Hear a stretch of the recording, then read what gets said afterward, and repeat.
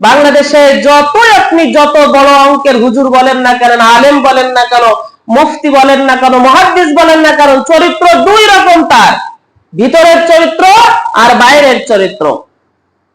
কিন্তু বিশ্বনবী জনাবে মুহাম্মদ রাসূলুল্লাহ সাল্লাল্লাহু আলাইহি সাল্লাম তার স্ত্রীদেরকে ডেকে বলেছে, ও আমার স্ত্রীরা, রাতের অন্ধকারে গোপনে আমার ভিতরে যে চরিত্র তোমরা দেখতে পাও, সকালবেলা সাধারণ মানুষের সাথে আমার চরিত্রের কথা তোমরা সব প্রকাশ করে দাও।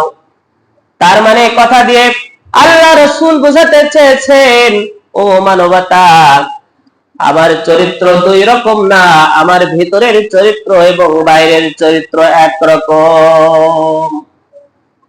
তাহলে যারা দ্বিমুখী নীতি, যাদের চরিত্র দুই রকম, ওই সমস্ত মানুষের কাছ থেকে আমরা কি সঠিকতা পাবো বলে আশা করা যায়?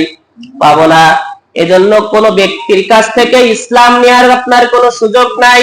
কোন ব্যক্তির কাছ থেকে আপনি ইসলাম নিতে পারবেন না, কোন দলের কাছ থেকে ইসলাম নিতে পারবেন না, কোন দরবারের কাছ থেকে ইসলাম নিতে পারবেন না। আপনাকে ইসলাম কি জিনিস এটা জানতে হবে, বিশ্ব নবীর দিকে তাকাতে হবে, আর কোরআনের দিকে তাকাতে হবে।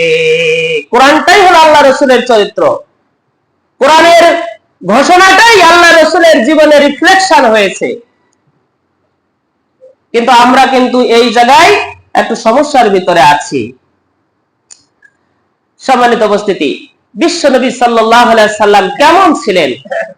হাদিসের ভিতরে প্রায় একটা নয়, দুইটা নয়, 30টা হাদিস দিয়ে আল্লাহ রসুলের তার শারীরিক গঠন এবং তার চেহারার বর্ণনা দেয়া হয়েছে। তার থেকে দু একটি কথা না বললেই নয়। নবী করিম সাল্লাল্লাহু আলাইহি ওয়াসাল্লাম ছিলেন একেবারে সাদা ধবধবে নয়, তিনি ছিলেন গাঢ় বর্ণের। তার চেহারা ছিল অত্যন্ত সুন্দর।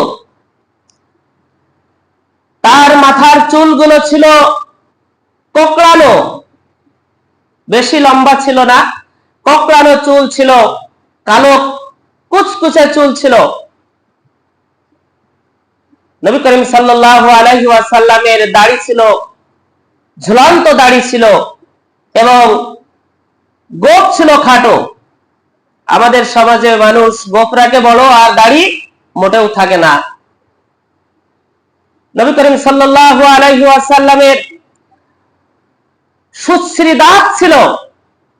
তিনি যখন হাসতেন তখন তার দাঁত থেকে মনে হতো যে মুক্তোর দানাগুলো ঝরে ঝরে পড়ছে। এমন সুশ্রী ছিলেন আমাদের নবী, বিশ্ব নবী জনাবে মুহাম্মদ রাসূলুল্লাহ সাল্লাল্লাহু আলাইহি সাল্লাম। আকাশের চাঁদের চেয়েও, পূর্ণিমার চাঁদের চেয়েও সুন্দর ছিলেন মানবতার মহান শিক্ষক বিশ্ব নবী সাল্লাল্লাহু আলাইহি সাল্লাম। তিনি সব সময় সুগন্ধি ব্যবহার করতেন। তিনি যখন ঘেমে যেতেন তখন গায়ের ঘামগুলো, হাদিসের ভিতরে আছে, গায়ের ঘামগুলো, গায়ের ঘামের ফোঁটাগুলো তার স্ত্রীরা বোতলের ভিতরে ভরে রাখত, কারণ সেগুলো ছিল সবচাইতে সুগন্ধময়। আমরা যে পারফিউম ব্যবহার করি, সুগন্ধ আতর ব্যবহার করি, সেই আতরের চাইতে আরো সুগন্ধময় ছিল বিশ্বনবী সাল্লাল্লাহু আলাইহি ওয়াসাল্লামের গায়ের ঘাম। এরকম ভাবে অনেক হাদিস দিয়ে বিশ্বনবী সাল্লাল্লাহু আলাইহি ওয়াসাল্লামের চেহারার বর্ণনা দেয়া হয়েছে।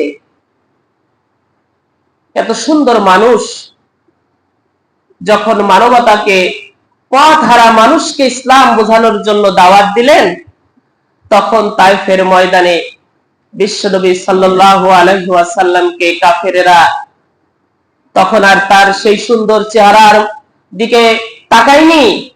তিনি যে আল আমিন, এই কথা তাদের আর মনে ছিল না। শুধুমাত্র ইসলামের দাওয়াত দেওয়ার কারণে বড় বড় পাথরগুলো তার উপরে নিক্ষেপ করেছে। পাথর আল্লাহ রসুলের গায়ে আঘাত হানার আগেই আল্লাহ রাসূলকে সালাম দিয়েছে, আসসালামু আলাইকুম ইয়া নবী আল্লাহ, আসসালামু আলাইকুম ইয়া হাবিব আল্লাহ। নবী করিম সাল্লাল্লাহু আলাইহি সাল্লাম পাথরের সালামের জবাব দিয়েছেন আর বলেছেন, পাথর রে, তুই তো জান্নাতের সঙ্গী আমার, তোকে যারা ছুঁড়ে ছুঁড়ে আমার গায়ে মারলো তারা জানে না, তারা বোঝে না, তারা পথহারা।